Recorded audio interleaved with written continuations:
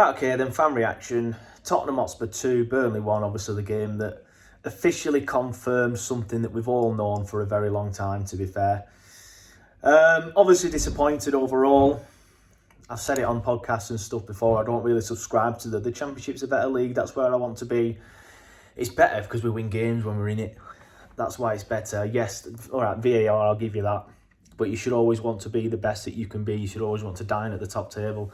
One of my old schoolmates summed it up perfectly on Twitter today when he said, if you don't want to be as good as you can be, it's just a small town mentality, and I agree. Thankfully, the club are ambitious. They were ambitious this year. They spent a lot of money. Obviously, it's not gone right. And I do think, I don't subscribe to the fact that we're going to struggle next year. I've just been looking at some of the comments on Facebook, blocking a few of the Blackburn fans, obviously. And some people saying, I think we're in for a shock, a really big shock. Obviously, you don't really know what's going to happen because it depends who leaves. I suspect Sander will leave. I suspect Odegaard will leave. I can't see Brownhill still being here. And then you've got the out-of-contract lads. I know Brownhill is one of them, but we have a, what's the word? An extension trigger thing. Having a brain fart. And then, obviously, like I said, the out-of-contract lads, your Charlie Taylors, your Goodmansons, your Jay Rodriguez's. I wouldn't be surprised if someone came in for Coley Orshaw. I know he's been injured, but he showed so much at the start of the year. And it's all agents, though, isn't it? Like it's not just a player who's just suddenly a club picks a phone up and says, "Can we have Luca?" The agent will be telling everybody, "He's back fighting fit now. Look at these are the videos from earlier in the season. He can do a job for you." And I just 100% know that the agents will be working hard. But I can't see Cullen going. Obviously, I don't ever pretend to be ITK. Never have done, never will be. So these could be way off. But I can't see Cullen going. And I think he's pivotal to where we're playing. He was a Championship player of the season last year. Criminal that he didn't get played too much this year, I agree. But he'll be back in the Championship next year, and he'll be back controlling midfields in the Championship next year. If we do keep hold of Coley Orshaw, he will literally rip that league up. I genuinely believe that. Foster's a weird one because I do think he has the ability to do well in the Championship. But he's been more missed than hit this season. Obviously, I know there's a lot of factors to it. We don't need to go into it all again. But even when he's had a run in the team now for the last, 10, 15 games, he's probably been more missed than hit, in my opinion.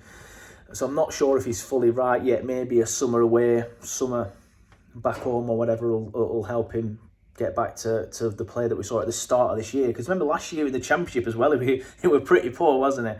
And start of the season this year again. If he hits the ground running and shows the type of form he showed at the start of this season, next season, he'll rip that league up as well, in my opinion. I think we'll be all right next year. When I watch Championship games and I see anyone else apart from your Leicesters, your Leeds, your Southamptons and your Ipswiches, I just think these are dreadful. And I know every now and then, I remember somebody put on Twitter, because QPR beat Leeds, saying, "Oh, look at this. If you think we're going to have an easy ride next year, you're in for a shock." Like, there's upsets all the time. It means nothing. It means nothing. And the way I look at it is this. And again, I've said it before on the podcast. When we got relegated last time, right, we didn't have a manager. We had about 5 first-team players. There was a fire sale. Could well be another fire sale this time, who knows. But we will have a manager. We will have a board that's done it at this level before. A manager who's done it at this level before. We will have the key core of a squad, probably. Fingers crossed. We're in a better position this time than what we were last time. I need to get my good angle. There is no good angle. But we're in a better position this time than what we were last time. And last time we absolutely trounced it. I don't know. Maybe it's just copium. I do not subscribe to the fact that we're going to struggle next year. I genuinely don't. But yeah, obviously, I'll go more into the relegation this week and stuff, and some of my thoughts later in the week. But in terms of the actual game, classic Burnley game really from this season, wasn't it? Started well, faded. Didn't concede when we faded this time though. Then went up and scored, took the lead. And then bottled it. And then that's something else we've done so much this season is took the lead and then thrown the game away and lost the game. Obviously did it plenty of times. A Bournemouth away.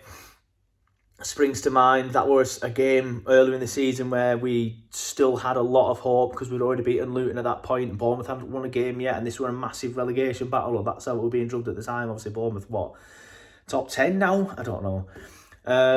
But then, obviously, we scored that screamer from Charlie Taylor, threw it away. And we've done it so many times this season. It's not been a great season. Let's not kid ourselves. It hasn't. The only 2 times we've won at home this season have been against 10 men.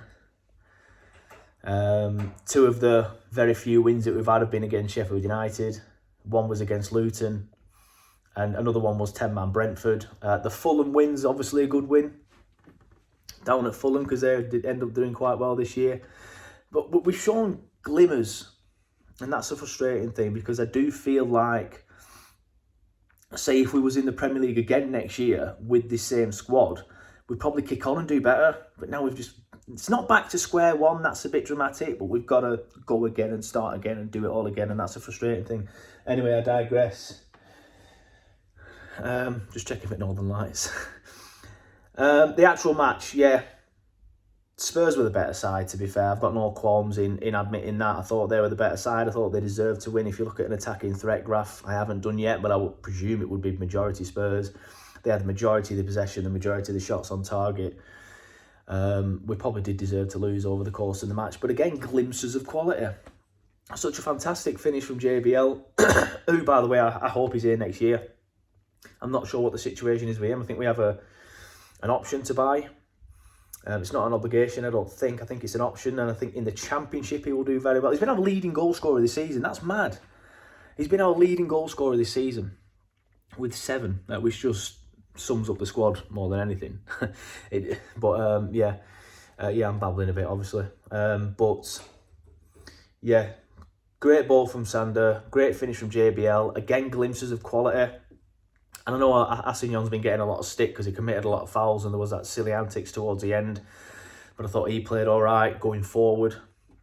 He won't be here next year. Esteve will be. And Esteve and Dora O'Shea at the back in the Championship will be fantastic. And if Jordan Bayer is staying, he'll be just as good, if not better as well.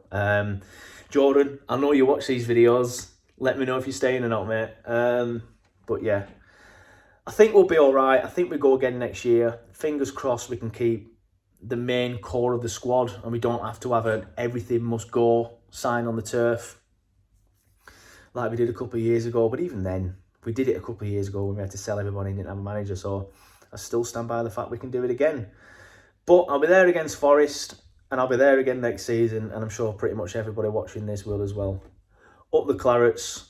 And I'll be honest, it doesn't hurt as much this time. It's probably because we accepted it in November. It barely even. Obviously, I was a little bit annoyed today when it were officially confirmed, but there's just more frustration. Last time I was upset and I was angry. This time it's just, yeah, all right. We'll just win the league again. We'll just win the Championship again. But yeah, up the Clarets. See you for the Forest game, and we'll have some stuff in the summer as well. Turfcast won't stop in the summer like some of the shows do. Some of the podcasts do. Turfcast will keep going. Excuse me. I've just had an Nando's. So yeah, plenty to look forward to for Turfcast over the summer. But we will definitely see you next year in the Championship.